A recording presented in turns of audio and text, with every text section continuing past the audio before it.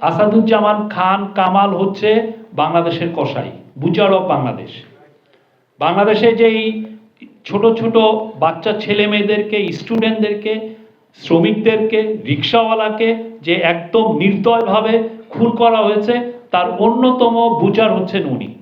তো তাকে যারা প্ল্যাটফর্ম দিচ্ছে, তাকে নিউজ যারা করছে, তাদের আপনি মানটা আপনি বুঝেন। এটা একটা ইন্টারন্যাশনাল এটা একটা বড় রকমের একটা প্রোপাগান্ডা ক্যাম্পেইন।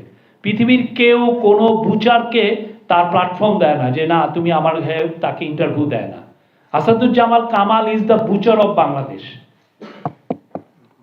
আরেকটা প্রশ্ন হচ্ছে, যে গুজবগুলো ছড়াচ্ছে তাদের বিরুদ্ধে কি তথ্য মন্ত্রণালয় বা কোনোভাবে কোনো ব্যবস্থা নেওয়া হবে কিনা? আমরা যারা যারা গুজব ছড়াচ্ছে তাদের বিষয়ে তো আমরা, যদি এটা আইনের ব্যর্থ হয়, অবশ্যই সেই ক্ষেত্রে আইনের যদি কোনো ভায়োলেশন হয়, সেটা তো আইনি একটা ব্যবস্থার বিষয় আছে। তা আমাদের এই বিষয়ে আইনি বিষয়টা দেখবে।